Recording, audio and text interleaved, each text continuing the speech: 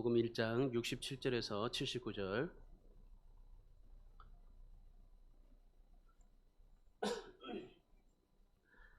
자, 찾으셨으면 누가복음 1장 67절에서 79절에 있는 말씀 우리 다 함께 합독하겠습니다.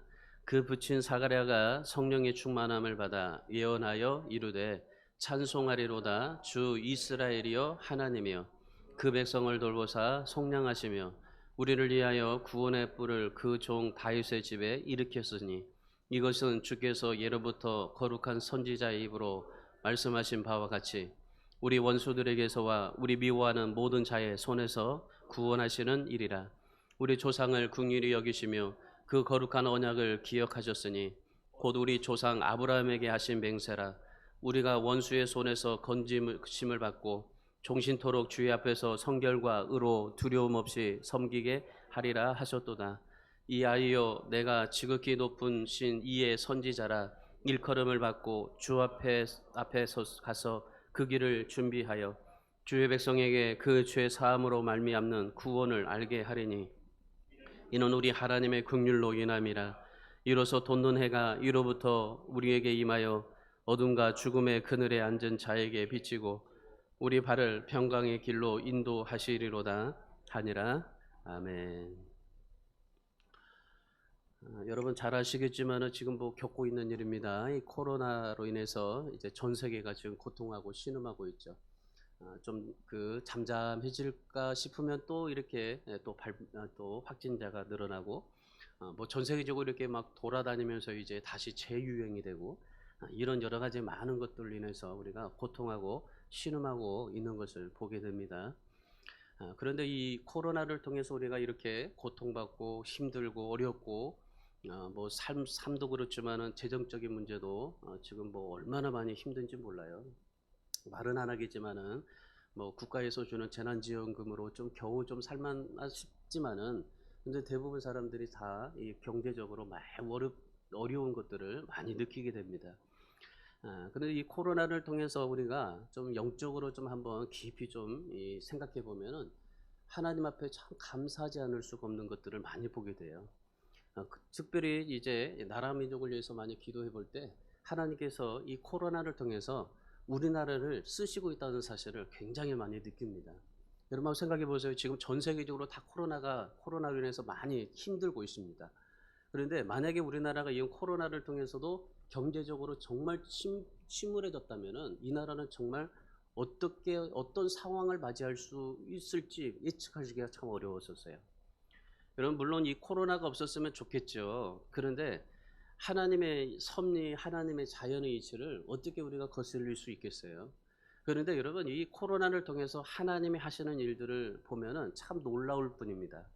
여러분 특별히 우리 나라를 향한 하나님의 사랑이 얼마나 감사한지 몰라요. 하나님께서 이 나라를 사랑하시고 긍휼을 베풀어 주시는데 여러분 우리 민족을 보면요 정말 이 나라를 지금 코로나를 통해서 이 나라에 감사하지 않을 수가 없어요. 여러분 우리나라가 1950년에 한국전쟁이 있었잖아요.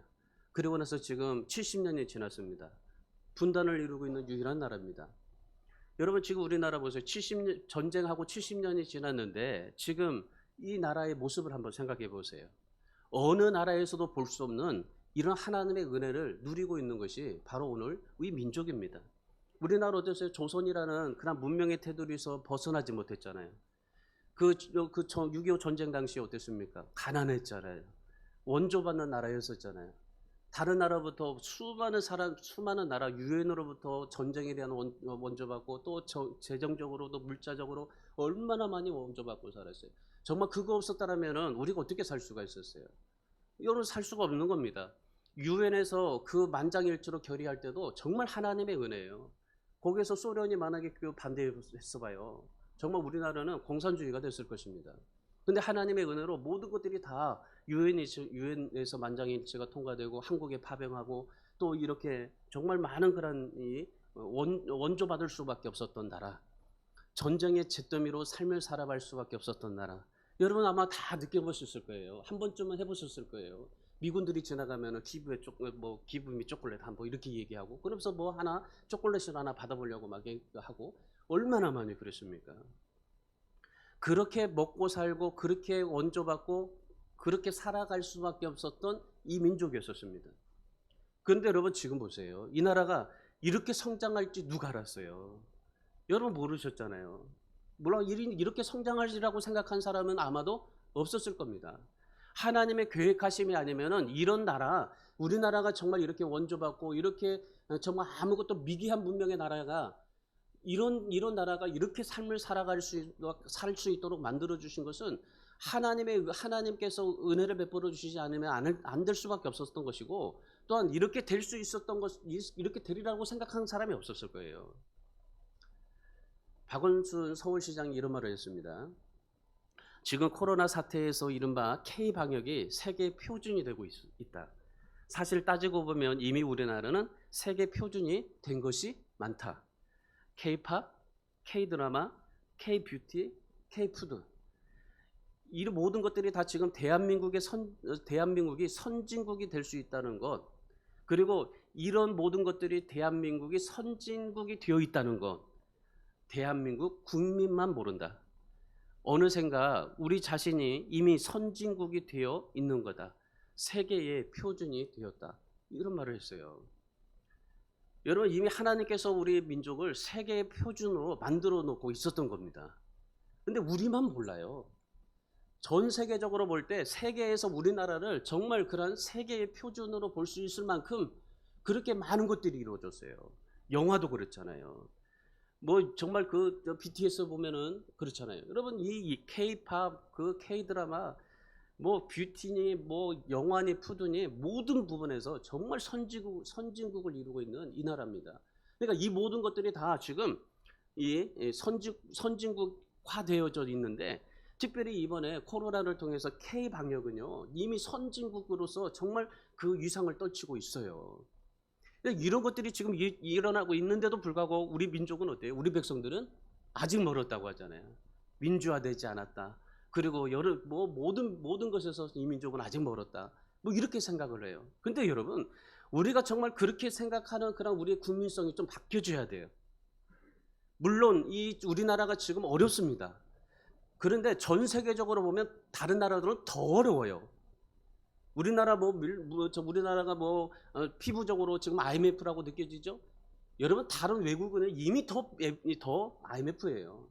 그럼에도 하나님께서 이 민족을 사랑하시고 이렇게 이끌어 가시는 그런 하나님의 섭리를 우리가 좀 보시면 좋을 것 같아요. 하나님께서 이 한국을 세계 표준으로 만들어 가고 있는 사실을 여러분 한번 보십시오. 여러분, 여러 가지 지금 많은 것들이 일어나고 있잖아요. 뭐 저는 뭐 영화나 좀 음악들을 좀 좋아하지만은 얼마 전에 영화 기생충을 한번 보세요. 정말 전 세계적으로 오스카상을 받았고 드라마 킹덤이 온 세계를 휩쓸고 있습니다. 7년 전에 강남 스타일이 휩쓸었잖아요. 지금은 어떻습니까? BTS가 세계를 휩쓸고 있잖아요. 여러분, 정말 우리 아이돌의 모든 그런 것들이 세계적으로 다 표준화가 되고 있어요. 그러니까 하나님께서 우리 민족을 이렇게 복을 주셨어요. 그리고 이번에 K-방역을 통해서도 하나님께서 세계의 표준으로 만들어 주고 있었던 것입니다. 지금 전 세계가 한국을 주목하고 있어요. 우리나라 2002년도 월드컵 이전에는 어땠습니까? 우리나라 한국이라는 나라가 어디 있는지를 몰라요. 다 한국 사람이라면은 세계에서 보면요, 다 일본 사람이라고 생각했지. 다 일본 사람이라고 느꼈지, 뭐 한국 사람이라고 느끼지 못했어요. 그런데 여러분 지금 보세요. 여러분, 어디든지 외국에 한번 여행을 가보세요. 우리나라 정말 이 외국어를 하지 못할지라도, 그런데 전 세계에 가서라도 한국 사람이 여행할 수 있는 충분한 지금 모든 것들이 다 그렇게 마련되어 있습니다. 영어 못해도 갈 수 있어요. 불어 못해도 갈 수 있어요. 그런 만큼 지금 이 나라를 하나님께서 세워주시고 이만큼 하나님이 복을 주신 겁니다. 지금 이 K-방역을 통해서 또 하나님이 전 세계가 이 한국을 주목하게 만들어 주셨잖아요.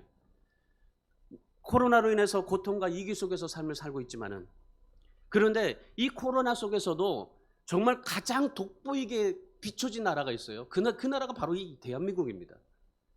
전 세계를 통해서 정말 그 모든 그러니 코로나의 어려운 그런 모든 것을 통해서 가장 돋보이게 만들어준 게 바로 한국이었었어요.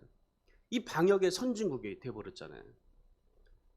한국이 생산한 이 진단 키트 보세요. 방역 시스템 자료 보세요. 전 세계적으로 다 수출되고 있어요. 그 정말 그렇게 모든 것들을 갖춰졌던 미국조차도 우리나라의 진단 키트를 인정하고 있고, 뭐 여러 가지 이런 모든 것들이 정말 이 한국이 그런 세계적으로 주목받을 뿐만 아니라 그런 이 K 방역이 표준화되어져 버리고 있다는 겁니다. 그래서 저는 정말 하나님 앞에 기도하는 제목이 그거예요. 이 나라 민족을 위해서. 정말 이 나라 민족을 위해서 기도할 때 하나님 정말 이 코로나의 백신이 이 나라에서 좀 개발됐으면 좋겠다는 그런 간절한 열망이 생겨요. 전 세계적으로도 있지만은 하나님께서 정말 이 K 방역을 하나님이 이 전 세계 표준으로 만들어 줬다면 정말 이 백신 개발도 우리나라를 통해서 전 세계에 정말 영향력을 끼칠 수 있는 그런 나라. 여러분 이런 K 방역과 이런 것들이 수출이 이루어지니까 우리나라가 요만큼 살 수 있는 겁니다. 이것들이 이루어지니까 우리가 이 재난 지원금도 받게 되는 거예요. 물론 이제 좀 뒤에 가보면은 이제 뭐 세례 또 폭탄도 있겠지만은 세금 폭탄도 있겠지만은 여러분 그런데 이런 것들이 있으니까 우리가 이렇게 좀 혜택을 누리고 있게 되는 겁니다. 여러분 진단 키트 여러분 한번 보세요. 저는 참 얼마나 마음이 이 대한민국 사람으로서 마음이 정말 뿌듯한지 그 진단 키트를 보내달라고 하는 뭐 정말 엄청난 나라들이 있었어요. 그런데 우리나라가 어떻게 있습니까? 진단 키트를 보내는 데 있어서 우선순위를 정하잖아요. 1순위가 뭐예요? 70년 전에 있었던 한국전쟁에 참여한 국가, 그리고 한국인들을 그 비행기의 귀국편에 보낼 수 있을 만큼 항공편을 지원해 준 나라, 그리고 평소에 의리를 가지고 한국과 함께 기업을 장사했던 나라, 이런 나라들을 순서적으로 우선순위를 정해가지고 그 진단 키트를 보내지 않습니까? 어떻게 생각할 수가 있겠어요? 어떻게 이 나라가 진단 키트를 그 수많은 사람들에게 보내주는데, 수많은 나라에 보내주는데 그 우선순위를 정하고 보내줄 수 있는 그런 나라에 이런 영향력까지 될 수 있다는 게 얼마나 정말 대단한 겁니까? 하나님이 이렇게 하나님이 축복해 주시고 이렇게 하나님께서 우리를 사랑하셔서 이 민족을 정말 그 조그마한 나라 정말 이 대한민국 그 조그마한 나라를 통해서 하나님께서 이렇게 놀랍게 역사가 되어지고 있잖아요. 콜롬비아 이디오피아는요, 할아버지가 한국 전쟁에 참여했다는 그 이유로 그 진단 키트와 그 방역 시스템을 받아봤어요. 그 민족 그 백성들이 얼마나 기뻐했다고. 한국 교민을 태워보냈던 모로코는 그 비행기 편에 그 진단 키트를 보냈다고 합니다. 얼마나 그렇게 정말 기뻐했다고 그래요. 여러분 생각해 보세요. 우리가 원조 받는 나라에 있었잖아요. 70년 전에 원조 받는 나라에 있었어요. 근데 이 70년이면 우리가 희년이잖아요. 올해가 한국 전쟁 이후에 희년이에요. 하나님께서 정말 이 2002년도를 통해서 하나님이 우리 민족을 알게 하시고, 그리고 2020년에 이 코로나를 통해서 하나님께서 이 민족을 원조 받는 나라에서 이제는 책임지는 나라로 만들어 주셨잖아요.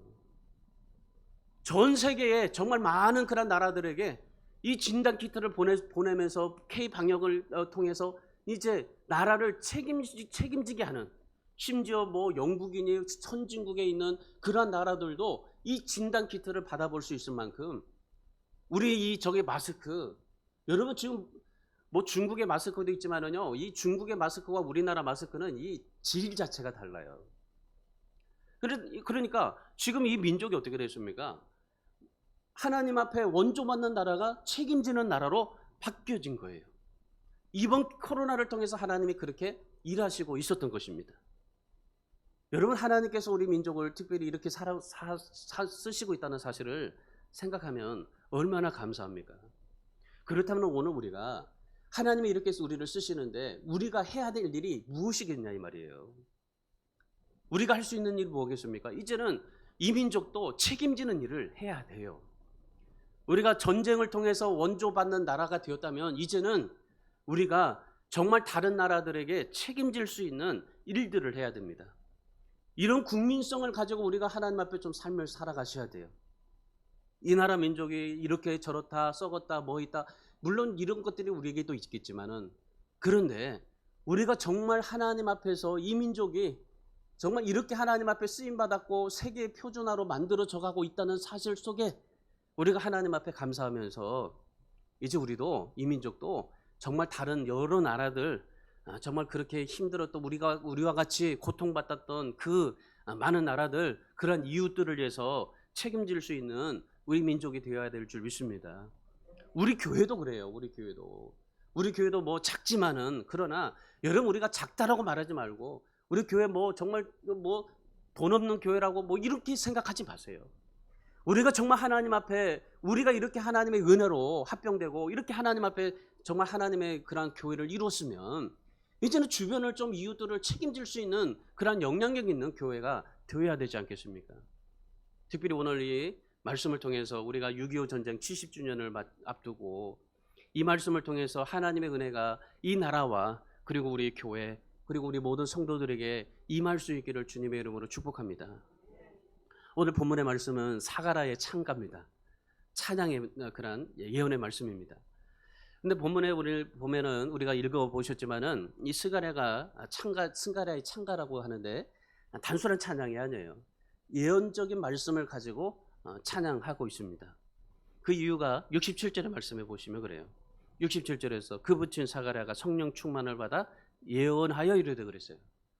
그러니까 이 스가랴가 지금 찬양하고 있는데 그 찬양이 예언의 말씀이에요. 예언이라는 것은 무엇입니까? 하나님의 마음을 백성들에게 전하는 것이 예언입니다. 그러니까 이 예언의 말씀은 단순히 이스라엘 백성들을 향한 말씀이 아니라 온 인류를 향한 하나님의 뜻과 계획이 무엇인지를 말씀해 주고 있는 겁니다. 그렇다면 오늘 이 말씀을 통해서 오늘 우리가 하나님이 어떤 분인지 그리고 하나님께서 어떻게 일하시는지를 우리가 좀 살펴보시면서 오늘 우리가 하나님 앞에 정말 하나님의 은혜로 하나님의 백성이 된 오늘 우리가 어떻게 하나님 앞에 믿음 생활해야 하는지를 우리가 한번 좀 말씀의 은혜를 받고자 합니다. 첫 번째로 하나님은 어떤 분이시냐면은 언약을 기억하시는 하나님이십니다. 오늘 여러분 이 사가랴의 그 찬양의 핵심이 있는데 그 핵심이 어디냐면 72절 73절입니다. 자, 72절 73절의 말씀에 오시면은 우리 조상을 긍휼히 여기시며 그 거룩한 언약을 기억하셨으니 곧 우리 조상 아브라함에게 하신 맹세라. 우리 조상을 긍휼히 여기시고 그 거룩한 언약을 기억하셨으니. 지금 세례 요한의 그런 이 출생을 저기 얘기하면서 그런데 세례 요한의 출생에 대한 핵심이 아니에요. 이 사가랴의 지금 창가는 세례 요한의 출생에 대한 그런 이 핵심의 내용이 아니라 바로 언약에 비춰진 하나님의 그런 뜻, 하나님의 말씀의 그 핵심을 가지고 있습니다.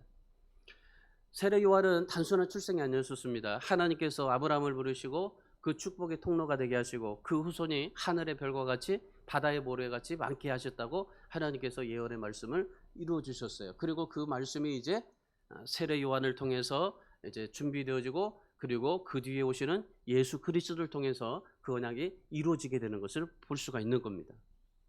아브라함에게 주셨던 언약은 단순히 유대인의 숫자가 막 별과 같이 많아지고 모래같이 많아진다는 것 이를 의미하지는 않아요. 이 의미는 예수 그리스도를 통해서 이루어질 은혜의 언약을 말씀해 주고 있는 겁니다.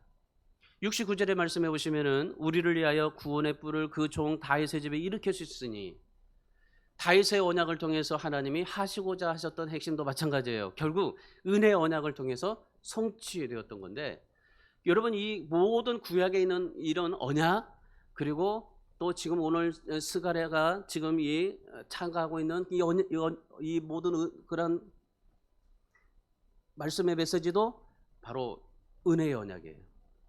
하나님의 은혜의 언약. 그러면 이 은혜의 언약의 핵심이 뭐냐면요. 71절에 답이 있어요. 71절에 우리 원수에게서와 우리를 미워하는 모든 자의 손에서 구원하시는 일이라. 은혜의 언약의 핵심이 뭐냐면요. 구원 속량입니다. 그러니까 지금 세례 요한의 출생에 대해서 지금 사가랴가 정말 찬양하고 있는데 그런데 그 스가랴의 지금 찬양의 핵심은 세례 요한의 출생이 아니라 바로 예수 그리스도의 구원과 속량 그 은혜의 언약이에요. 지금 스가랴가 핵심으로 말하고 있는 것이 뭐냐면은 바로 구원입니다. 구원의 뿔을 일으키셨다 그러잖아요. 구원의 뿔. 원수와 우리를 미워하는 모든 자의 손에서 구원하시는 일이라고 말씀하고 있잖아요. 이게 무엇으로부터 구원한다는 거예요? 죄로부터 구원이고, 죄로 인해서 사단의 종되었던 상태에서 구원을 이루었다라는 그런 뜻입니다. 그러니까 하나님께서 이 언약, 은혜의 언약, 바로 이 은혜의 언약은 하나님이 우리 인간과 맺은 그런 언약을 통해서 하나님께서 이 언약을 성취해 가셨다는 말이에요. 그러니까 스가랴가 지금 말씀하고 있는 것은 뭐냐면요, 하나님께서 우리에게 언약을 베풀어 주셨는데 그 언약을 성취하셨다는 거죠. 그 성취하신 것이 무엇입니까? 바로 세례 요한을 통해서. 근데 그 스가랴가 세례 요한을 통해서 세례 요한을 뭐라고 말씀하셔요? 그 세례 요한이 구원을 이루는 자가 아니라 그 뒤에 오시는 분이 구원을 이루는데, 세례 요한은 그 메시아의 길을 닦아 놓는 사람일 뿐이라고 말씀해 주고 있는 거예요. 하나님께서 우리 인간에게 맺으신 최초의 언약이 어디입니까? 바로 아담과 하와죠. 아담에게 맺은 언약이죠. 아담과 맺은 선악과의 언약입니다.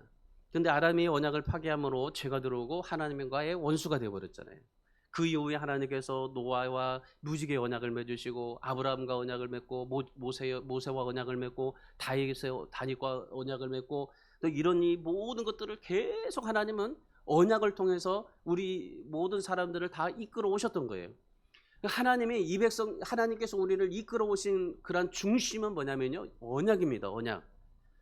하나님께서 이 언약을 통해서 포기하지 않으시고 회복하시고 구원의 놀라운 계획을 계속적으로 수립하고 있었던 겁니다. 그 언약의 마지막에는 어디요? 예수 그리스도 십자가의 언약. 그것을 통해서 이제 완전히 성취하시는 거예요. 그러니까 구원의 성취를 메시아를 통해서 이제 완전히 성취해 주실 거라 말씀하고 있는 겁니다. 그래서 70절에 말씀해 보시면은 거룩한 선지자 입으로 말씀하신 바라고 말씀하셔요. 지금 스가랴가 어디에다가 염두에 두고 있습니까? 메시아의 그 예언, 메시아의 지금 그 모든 것들을 맞춰주고 있는 겁니다. 스가랴가 예언할 때 요한은 메시아가 아니라는 거죠. 메시아의 앞길을 예비하는 자라는 거죠. 그래서 지금 이 스가랴가 예언하는 지금 은혜의 언약, 이 핵심은 메시아이신 예수께서 오셔서 죄악에 빠져서 절망하는 그 백성들을 구원하신다라는 것이 바로 이 스가랴가 지금 참가하고 있는 그 언약의 핵심입니다. 사도 바울이 로마서 8장 2절의 말씀에 그렇게 기록하였어요. 이는 그리스도 예수 안에 있는 생명의 성령의 법이 죄와 사망의 법에서 너를 해방하였습니다. 여러분, 하나님께서 우리를 죄와 사망의 법에 있었던 우리를 생명의 성령의 법으로 옮기셨다는 사실, 여러분 이 사실을 우리가 좀 아셔야 돼요. 그래서 오늘 이 스가랴가 지금 정말 세례 요한에 대해서, 이 아이의 출생에 대해서 정말 하나님 앞에 찬양하고 감사하고 예언의 말씀을 하고 있는데, 여러분 오늘 우리가 이 말씀을 통해서 스가랴가 지금 이 예언의 말씀, 예수 그리스도가 오시기 이전에 세례 요한이 준비되어진 자로서 하나님 앞에 삶을 살아가고 이 예언의 말씀, 이 은혜의 언약을 지켜가는 그런 이 중간에 그 다리로서의 삶을 살아가는 이 요한의 모습을 우리가 이 스가랴를 통해서 보게 되는데, 오늘 이 스가랴의 이 예언의 말씀을 통해서 우리가 좀 느껴야 될 게 있어요. 뭐냐면 이 시대의 세례 요한이 우리가 되어야 된다는 겁니다. 그 시대에 메시아가 오시기 전에 세례 요한이 정말 그 길을 예비하셨던 그런 이 예언의 말씀. 스가랴가 지금 예언의 핵심은 뭐였었어요? 은혜 언약이었잖아요. 구원을 이루시는 메시아. 그런데 그 메시아의 구원의 언약을 이루시는 그 과정 속에서 누가 쓰임받는 겁니까? 세례 요한이 쓰임받게 된다는 거죠. 여러분, 세례 요한이 어떤 역할을 감당했어요? 76절의 말씀 보세요. 예수 그리스도의 오심의 길을 준비하는 사람이 되었던 겁니다. 그리고 77절의 말씀 보세요. 이 땅에서 회개할 것을 선포하시잖아요. 특별히 회개의 세례를 주면서 죄사함으로 말미암는 구원을 선포하시잖아요. 여러분, 세례 요한이 예수님이 오시기 전, 지금 스가랴가 예언하는 이 메시아가 오시기 전에 세례 요한이 어떤 삶을 삽니까? 어떤 삶을 살아가야 살 거라고 말씀하라는 겁니까? 지금 세례 요한이 지금 출생하고 나서 사가랴가 이 세례 요한은 이렇게 삶을 살아갈 것이다라고 지금 예언하고 있어요. 그런데 세례 요한이 어떻게 삽니까? 그렇게 살잖아요. 예수님께서 오심을 예비하고 살고, 그리고 정말 광야에서 회개의 세례를 주면서 죄사함으로 말미암는 구원을 선포하면서 그렇게 삶을 살잖아요. 여러분, 지금 사가랴가 이 세례 요한에 대한 예언을 지금 예언하고 있지만은, 여러분, 오늘 우리가 이 사가랴의 예언처럼 오늘 우리가 이 시대에 우리는 세례 요한이 되어야 돼요. 그 시대의 세례 요한이 아니라 이 시대의 세례 요한이 우리가 되어야 됩니다. 우리는 이 시대에 맞는 새로운 시대의 세례 요한으로서 역할을 감당할 수 있어야 돼요.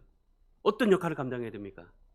우리도 마찬가지예요. 세례 요한이 메시아의 오심에 대한 정말 예수님의 준비하는 삶을 살았듯이, 오늘 우리도 재림하시는 주님의 길을 예비할 수 있는 그러한 우리의 신앙이 되어야 된다는 것입니다.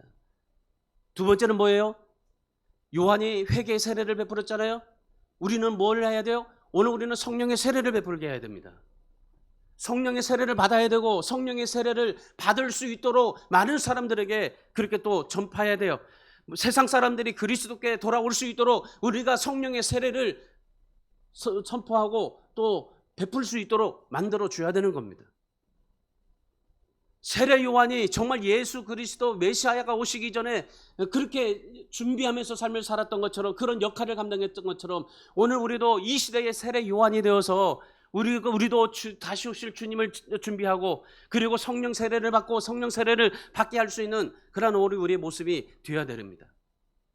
예수님께서 4,000년 이상 이 세례 요한을 통해서 그 메시아의 예언이 성취되는 것을 역사하셨던 것처럼, 4,000년 이상 그 언약에 따라서 예수 그리스도가 오셨던 것처럼, 비록 재림의 약속이 있고 난 이후에 지금 2000년이 지났습니다.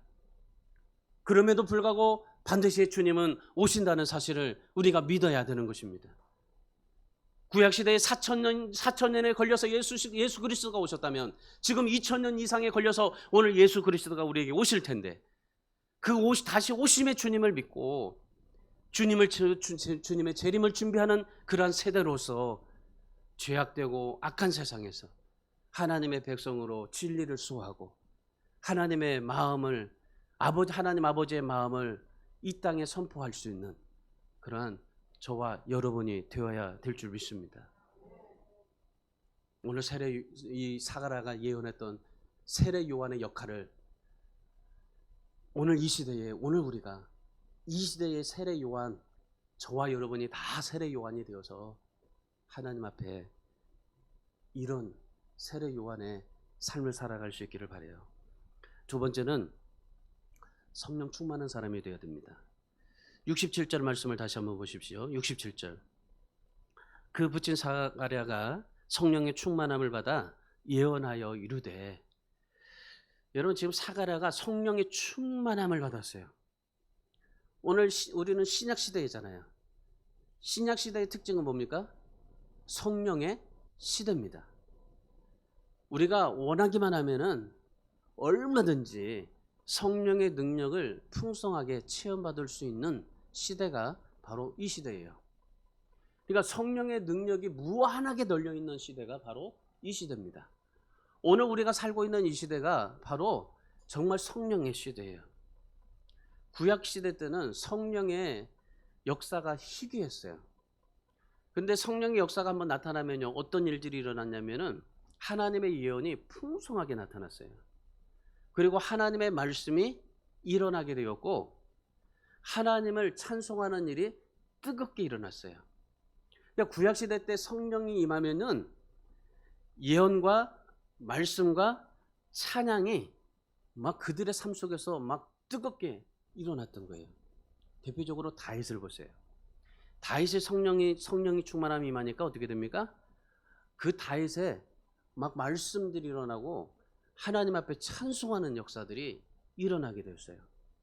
성령의 역사는 바로 이겁니다. 여러분, 우리가 성령의 역사를 어떻게 우리가 생각해 볼 때 다 여러 가지로 생각할 수가 있는데, 여러분, 구약시대 때 성령의 역사는 바로 그거였었어요.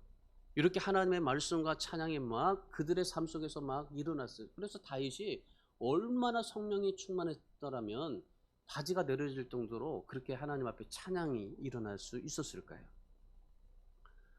성령이었습니다. 오늘 본문의 사가랴 보세요. 사가랴가 충만함이, 성령의 충만함이 임하니까 뭐 하게 됩니까? 예언하는 겁니다. 저는 이 말씀을 볼 때 사가랴가 이렇게 예언할 수 있는 사람은 아니라고 생각을 했었어요. 그런데 이 사가랴가 성령 충만함을 받으니까 바로 세례 요한을 통해서 예수 그리스도의 예언이 이루어지고 있는 거예요. 여러분, 성령 충만이 뭡니까? 성령 충만.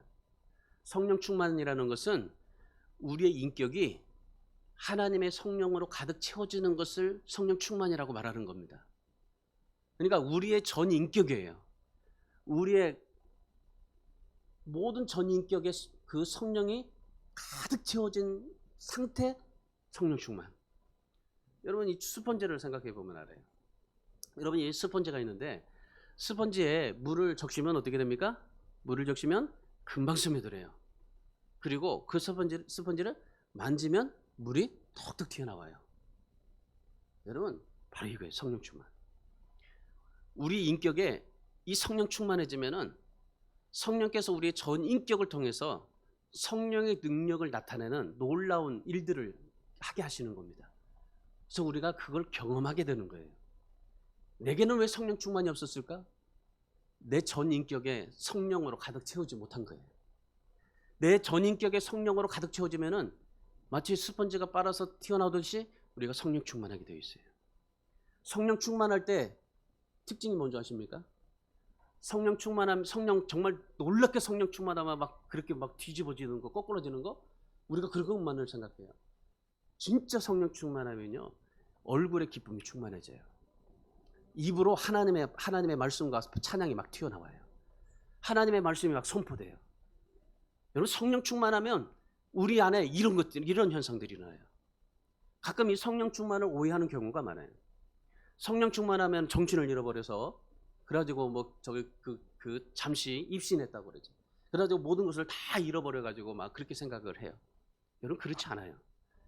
성령 충만하면요, 더 명확해져요. 성령 충만하면은 우리의 의식이 더 명확해지는 거예요. 우리가 의식이 몽롱하지가 않아요. 성령 충만하면 내 의식이 몽롱해가지고 그렇지 절대 아닙니다. 성령 충만하면 우리 의식이 더 명확해지고, 성령 충만하면 모든 것들이 더 잘 분별하게 돼요. 정확하고 정밀하게 하나님의 뜻을 발견하게 돼요. 이게 성령 충만입니다. 오늘 스가랴 보세요. 이 스가랴가 성령 충만하니까 정확하게 봐요. 세례 요한 어떤 삶을 살아야 될 것인지, 예수 그리스도가 어떻게 구원을 이룰 것인지 정확하게 봐요. 여러분, 성령 충만은 바로 그겁니다. 물론 감당할 수 없어서 쇼크 상태가 일어나는 경우가 있어요. 그 경우에는 그 사람이 피곤하거나 몸이 허약해서 그래요. 근데 아셔야 돼요. 성령 충만하면은 우리의 모든 의식들이 더 정확해지고 더 하나님을 보게 되고 더 하나님을 알게 된다는 사실입니다. 근데 아셔야 될 게 뭐냐면은, 우리가 몸부림친다고 성령 충만이 다 이루어질까요? 아니에요. 성령은 어떤 분이십니까? 하나님이시잖아요. 내가 몸부림쳐서 하나님 나에게 성령 충만을 주십시오, 성령이 오십시오, 그렇게 내가 부르짖는다고 성령이 오십니까? 내가 하나님 나에게 와 주십시오, 하나님 나에게 와서 내게 함께 하여 주십시오, 하나님 오십시오 해서 그 하나님이 우리에게 오시는 분이십니까? 아닙니다. 하나님은 우리의 뜻대로 오실 분이 아니에요. 그러면 하나님이 우리에게 오실 수 있는 방법은 무엇입니까?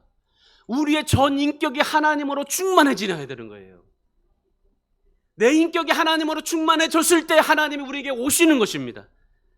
내가 아무리 기도해서 하나님 나에게 오십시오라고 말을 해도 하나님은 우리에게 오시지 않아요. 하나님의 충만이, 성령의 충만이 우리에게 충만해지지 않는 겁니다. 단 한 가지, 우리의 모든 전 인격이 하나님으로 충만해지는 거예요. 정말 그 성령의 놀라운 것으로 충만해지는 거예요. 그때 하나님의 성령의 은혜가 우리에게 임하게 되고, 그 성령의 충만함으로 인해서 우리는 더 확실하게 하나님의 뜻을 발견하게 되고, 얼굴에 기쁨이 이루어지고, 말에는 정말 찬송과 감사가 날마다 넘쳐나는 것이 바로 이게 성령 충만의 그런 놀라운 체험인 겁니다. 우리 여러분 잘 생각해 보세요. 내 입에서 지금 무슨 말이 나오고 있는지를 한번 생각해 보세요. 오늘 사과를 해보세요. 성령 충만하니까 어떻게 됩니까? 68절의 말씀 보세요. 하나님을 찬송하잖아요. 69절의 말씀 보세요. 구원하심에 감사하잖아요. 70절 말씀 보세요. 말씀을 선포하잖아요. 여러분 사과라가 성령 충만하니까 어떻게 됩니까? 찬송합니다. 감사합니다. 말씀을 선포합니다. 이것이 성령 충만 받는 자의 모습입니다. 여러분 오늘 우리가 정말 하나님 앞에 많은 복을 누리고 또 하나님의 축복받기를 원하고 있죠. 그런데 여러분 정말 이것보다 더 큰 복은 없어요. 성령 충만한 것. 성령 충만해서 하나님이 나에게 정말 성령 충만함으로 나에게 임해서 그래서 우리에게 놀랍게 역사가 이루어지는 것. 여러분 이것만큼 하나님 앞에 우리가 정말 큰 복이 어디 있겠어요. 성령 충만해서 하나님을 찬양하는 것. 정말 하나님 앞에 영광 돌리는 거 얼마나 우리가 이런 복이 얼마나 큰 복입니까? 여러분 정말 내게 지금 뭐 여러 가지 코로나로 인해서 많이 힘들고 있지만은 그런데 이 코로나로 인해서 많이 우리가 힘들어가고 있다고 생각하지만 그러나 우리가 하나님 앞에 이렇게 구원받을 수 있고 하나님을 가까이 보시고 하나님 앞에 예배할 수 있다는 것, 하나님을 섬기고 교회를 섬길 수 있다는 것 얼마나 큰 영광입니까? 얼마나 큰 감사예요. 가장 놀라운 것이 무엇이겠어요? 구원받은 것이죠. 여러분 이것이 없다면 우리에게 무슨 소망이 있겠어요? 우리 사랑하는 성도 여러분, 성령의 은혜가 임하시도록 여러분의 전 인격에 하나님으로 가득 채워주시기를 바랍니다. 여러분의 전 인격에 하나님이 없으면 절대로 하나님의 성령의 충만의 역사는 일어나지 않습니다. 여러분 힘들고 답답하고 지치죠? 여러분의 인생과 삶에 성령 충만함으로 인해서 여러분의 입에서 날마다 찬송과 찬양과 감사와 말씀이 흘러나오고 여러분의 모든 삶 가운데 하나님의 영광으로 가득 넘치게 되기를 주님의 이름으로 축원합니다. 마지막 세 번째는 하나님께 우선순위를 두고 사셔야 됩니다. 하나님께 우선순위를 두고 사는 사람에게 어떤 은혜가 베풀어지게 되냐면 78절 말씀을 보세요. 78절 말씀에 하나님의 긍휼하심이 임합니다. 하나님의 긍휼하심이 임하면 어떻게 되는 줄 아십니까? 78절 79절의 말씀해 보시면은 돋는 해가 이로부터 임하여 어둠과 죽음의 그늘에 앉은 자에게 비치고 그리고 두 번째 우리의 발을 평강의 길로 인도해 주신다. 오늘 이 시대 코로나로 인해서 정말 어렵게 살아가고 있는 이 나라 그리고 우리 교회 여러분의 모든 삶에 뭐가 임해야 되겠습니까? 하나님의 긍휼하심이 임해야 됩니다. 그러면 하나님의 긍휼하심이 임하면 돋는 해가 이로부터 임해서 코로나로 인해서 정말 그늘진 자에게 비춰지고 그리고 우리를 평강의 길로 인도해 주시는 하나님의 놀라운 경험을 하게 될 줄 믿습니다. 우리가 해야 될 게 무엇이겠어요?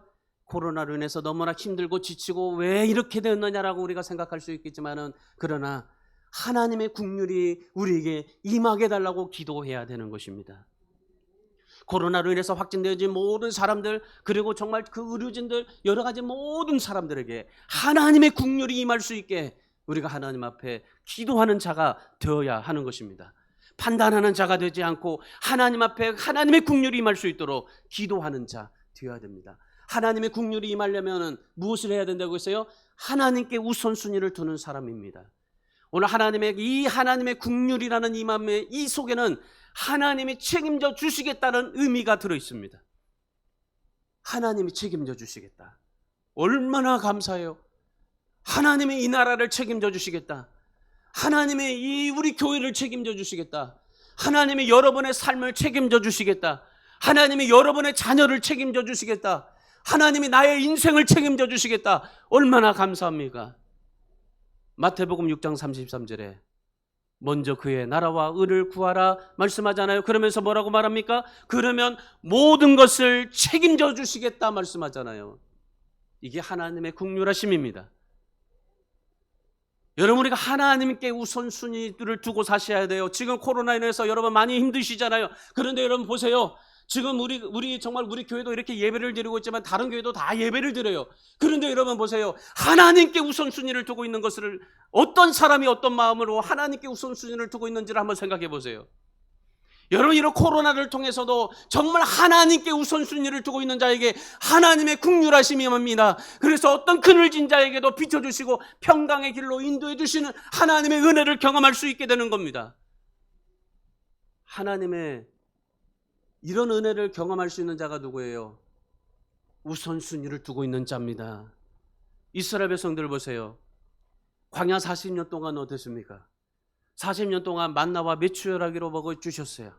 반석을 터뜨려서 물을 마시게 해주셨습니다. 불기둥과 기름기둥으로 그들을 낮에나 밤에나 그들을 쭉 인도해 주셨습니다. 그들이 40년 동안 살면서 신발이 낡지 않고 그리고 의복이 상하지 아니하도록 하나님께서 그들을 책임져 주셨습니다. 하나님께서 이스라엘 백성들을 40년 동안 모든 것을 어김없이 주셨고 다 책임져 주셨고 다 채워주셨습니다. 이것이 하나님께서 이스라엘 백성들에게 임하신 긍휼하심입니다. 하나님이 긍휼히 여겨주셔서 그 이스라엘 백성들이 모든 것에서 책임받고 살았어요. 오늘 이 코로나를 통해서 우리가 하나님이 책임져 주실 수 있도록 우리가 만들어줘야 되는 겁니다. 하나님, 이 코로나를 통해서 우리를 책임져 달라고 하나님 앞에 기도하는 것이 아니라 하나님이 나를 책임져 주실 수 있도록 내가 하나님 앞에 우선순위를 두고 살아가는 겁니다. 로마서 8장 32절에 독생자 아들까지 주셨는데 모든 것을 우리에게 주시지 않겠느냐? 여러분, 그렇습니다. 하나님은 모든 것을 아낌없이 주시는 분입니다. 하나님은 우리를 책임져 주시는 분이십니다. 믿어지십니까? 믿어지신다면 하나님께 우선순위를 두고 사십시오. 그러면 하나님의 긍휼이 임하게 될 줄 믿습니다. 마리안느와 마가렛이라는 영화가 있어요. 2017년도에 상영된 영화인데 굉장히 좀 감동받은 영화입니다. 이 전남 고흥군 도양읍 소록도가 배경이에요. 이 소록도는 핍박과 차별의 역사를 가진 곳입니다. 나병 문둥병이라고 그러죠. 한센병 환자들이 모여서 살았던 곳입니다. 이곳에서 43년 동안 한센병 환자를 돌아보았던 외국인 선교사가 있었어요. 마리안느라는 사람과 마가렛이라는 사람이에요. 그래서 이 두 명이 편지 한 장을 놓고 떠났던 겁니다. 이 소록도 주민들이 이별의 슬픔을 감추지 못하고 43년 동안 우리에게 이렇게 정말 헌신해 준 이 두 분의 잊지 못해서 열흘 동안 감사 기도를 올렸던 겁니다. 마리안 수녀는 1959년에, 마가렛 수녀는 1962년에 소록도에 갔어요. 이 오스트리아 사람들인데 오스트리아 간호학교에서 열심히 이제 열심히 하고 있는데, 그런데 이 소록도 병원에서 간호사를 원한다는 소식을 들은 거예요. 그래서 이 두 명이 그 소록도에 오게 된 겁니다. 왔더니 그 당시에 소록도에 남양 환자들이 6,000명 있었어요. 그리고 아이들만 200명이었답니다. 약도 없었어요. 돌봐줄 사람도 없었어요. 이 두 수녀는 그 소록도에 가가지고 장갑도 끼지 않았어요. 장갑도 끼지 않은 채 막 그 소록도에 있는 남양 환자들에게 막 고름나고 막 이 눈이랑 막 이런 코 어디서든지 막 튀어나오는 그런 이런 것들을, 고름이나 이런 것들을 다 직접 손으로 다 약을 발라주고 다 상처를 치료해주고 그렇게 했어요. 그 외국인 의료진들을 불러다가 장애 교정 수술을 해주고 한센인 자녀들을 위해서 영화원도 세워놓고 전라도 사투리에 한글까지 끼쳐가지고 이 두 수녀가 꽃다운 20대에 와가지고 이른 할머니가 되었던 겁니다. 그리고 편지 한 장을 남기고 이 두 명이 다시 고향 오스트리아로 간 거예요. 오늘날 새벽에 이 두 수녀가 아무도 모르게 섬을 떠났던 겁니다. 그 누구도 모르게 사랑하는 친구 은인들에게라는 그런 편지 한 통만 남기고 떠났어요. 이들은 편지에서 뭐라고 썼냐면 나이가 들어서 제대로 일을 할 수 없다고, 그래서 당신들에게 부담 주기 싫다고, 그래서 나는 떠납니다. 부족한 외국인으로서 큰 사랑과 존경을 받아서 너무나 감사합니다. 그리고 나 그렇게 편지를 쓰고 이들이 그냥 새벽에 그냥 떠나버린 거예요. 이 두 수녀는 주님밖에는 자신의 얼굴을 다른 세상에 보이질 않았어요. 알리질 않았어요. 그냥 오직 주님만 자기의 모든 것들을 알리고 다른 것에서 보이지 않고 그냥 헌신을 했어요. 상, 인터뷰, 번번이 다 물리쳐 버렸어요. 그리고 병원에서 마련한 회갑잔치마저도 기도하러 산에 간다고 그냥 다 그렇게 피해버렸어요. 본국에서 보내오는 그런 생활비가 있었어요. 그 생활비도 환자들 우유와 그 간식비, 그리고 성한몸이 되어서 돌아가는 사람들에게 노자로 다 주어버렸어요. 수녀가 귀향길에 다시 그 고향으로 돌아갈 때 이 소록도에 가져왔던 그 가방이 헤어진 가방으로 그 가방 하나만 가지고 그들이 떠났던 겁니다. 요란한 송별식이 될까 봐서 조용히 오스트리아로 떠났어요. 고향 오스트리아로 가서 3평 남짓한 이 한 칸만의 방에서 사시는 거예요. 그 3평 남짓한 이 방에서 온통 한국의 장식품들을 다 꾸며놓고 거기다가 한국말로 소록도의 꿈을 꾼다 그렇게 적어놓고 소록도를 위해서 기도했던 겁니다. 우리 사랑하는 성도 여러분, 이 두 분의 삶이 어떻습니까? 오직 하나님께 우선순위를 두고 살았던 삶이었었어요. 오직 믿음 한 가지만을 가지고 예수 그리스도에게 보여지는 것 외에는 다른 것에서 절대 보이지 않기를 원해서 살았던 이 두 분의 모습이었던 겁니다. 여러분, 하나님은 우리에게 무엇을 요구하실까요? 바로 이 믿음이에요. 믿음. 그 믿음에 따라서 하나님께서 우리를 긍휼히 베풀어 주시고 책임져 주십니다. 그 믿음이 무엇입니까? 하나님께 우선순위를 두고 사시는 삶입니다. 지금 우리에게 하나님의 긍휼이 필요하죠. 우리나라도 그렇지만 전 세계적으로 그래요. 우리나라 2016년도에 경주에서 5.8 규모의 지진이 일어났잖아요.